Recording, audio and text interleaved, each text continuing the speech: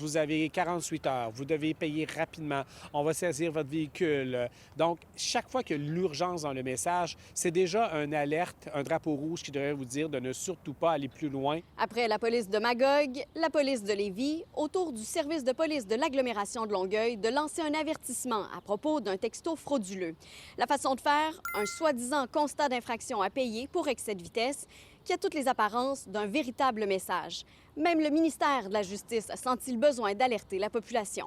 Ils reprennent même les en-têtes comme de la Société d'assurance automobile du Québec ou de d'autres institutions comme les institutions bancaires. Et c'est effectivement à s'y méprendre parce qu'avec l'intelligence artificielle, ChatGPT sont capables de reproduire presque à 100 les vrais éléments. Et un message frauduleux circule aussi concernant un montant impayé après l'utilisation du pont de l'autoroute 25 qui relie Montréal à Laval. Ces textos, ces courriels-là ciblent spécifiquement la population québécoise. Donc, vous avez que l'autoroute A25 au Québec. Vous savez il faut savoir qu'il y a aussi un péage sur cette autoroute-là.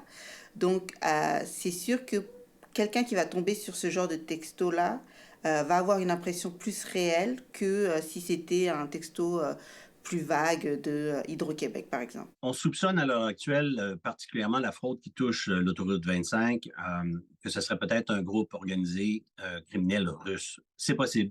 Ils ont des antennes ici, ils ont des gens ici qui auraient pu les aiguiller dans cette direction-là. Ce qui est remarquable aussi et ce qui est très inquiétant, c'est de plus en plus la qualité des messages qui sont envoyés.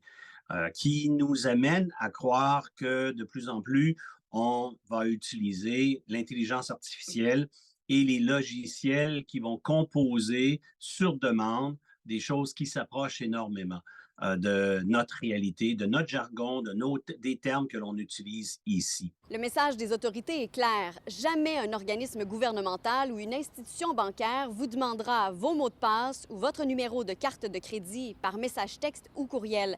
Michel Junot-Catuyard reproche au gouvernement de ne pas en faire assez pour prévenir ces fraudes. Gouvernements qui sont encore à la traîne sur les événements publics, qui sont toujours relâches, voire même d'une lenteur déconcertante pour aviser le public. C'est pas juste quelques gens qui vont ici et là, malheureusement, se faire attraper.